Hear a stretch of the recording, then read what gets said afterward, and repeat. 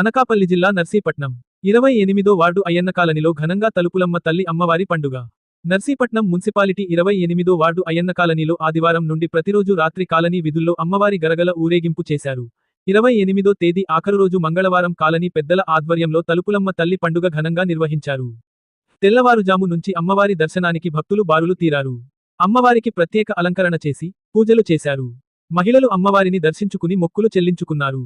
సాయంత్రం కాలనీ వీధుల్లో భారీగా అమ్మవారి గరగల ఊరేగింపు నిర్వహించారు. అనంతరం ఆలయం వద్ద కాల్చిన భారీ బాణసంచా చూపరులను ఆకట్టుకుంది. అధిక సంఖ్యలో కాలనీ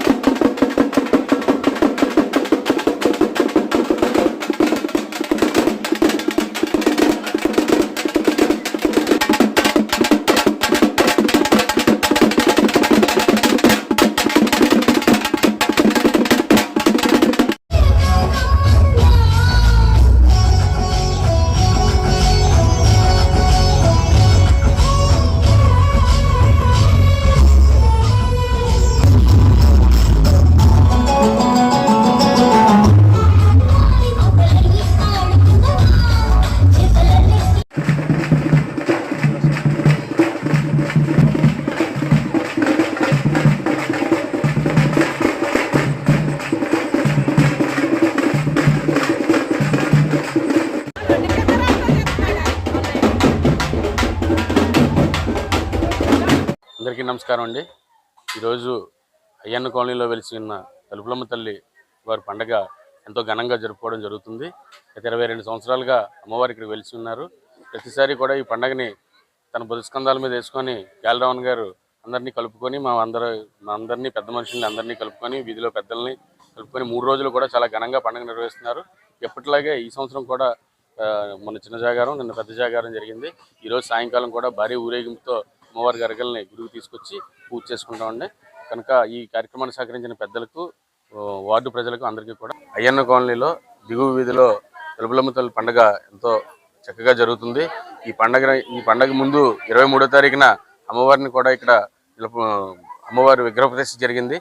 అలాగే ఆ రోజే అన్న సమారాధన కూడా చేశారు. ఈరోజు ఈ పండుగను కూడా చాలా చక్కగా చేస్తున్నారు.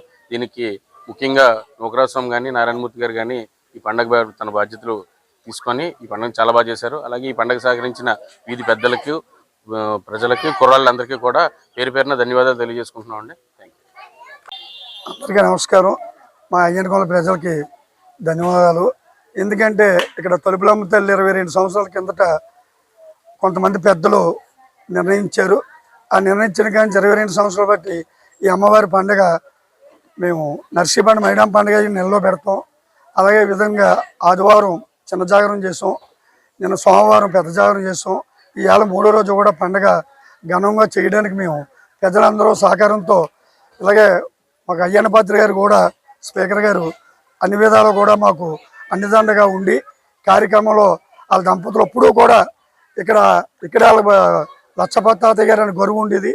పూరని నాకు చిన్నప్పుడు 45 సంవత్సరాలు చిన్నప్పుడు కరోనా వయసులో కూడా ఇక్కడ అమ్మవారు ఉన్నారని ప్రజలందరం కూడా కోనలు అయ్యన్న కోనలు ఇవ్వకముందే ఇక్కడ తలుపులమ్మ తల్లి నిలిచిపోయి ఉన్నది. కోనలు ఇచ్చిన తర్వాత 99లో స్పీకర్ గారు కోనలు ఇచ్చిన తర్వాత 99 నుంచి ఈ అమ్మవారిని అలాగా పండగ కార్యక్రమం ఒక విధానంగా చేసుకొస్తున్నాం.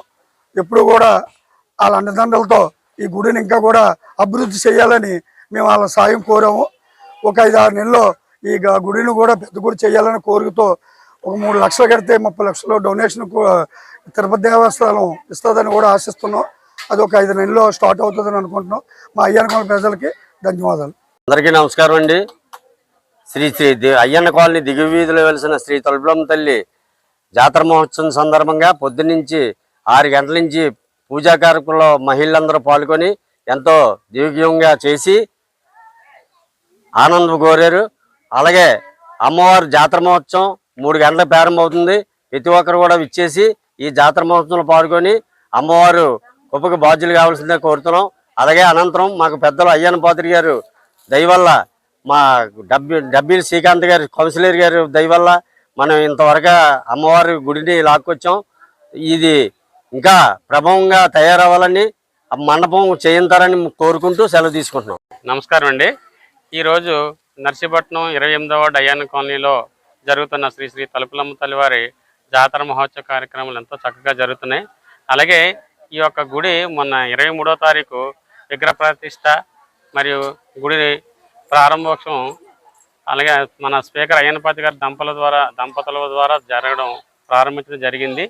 అలాగే ఈ యొక్క గుడి నిర్మాణంలో కానీ ఈ యొక్క అన్ని వ్యవస్థలో కానీ ఈ కాలనీ ప్రజలు, పెద్దలు, పిల్లలు, మహిళలు ఎంతో చక్కగా మాకు సహాయ సహకారాలు అందించారు. ఈ ప్రతి సంవత్సరం కూడా ఈ మహోత్సవాలు చాలా చక్కగా జరుగుతాయని చెప్పేసి ఆశిస్తూ నమస్కారం.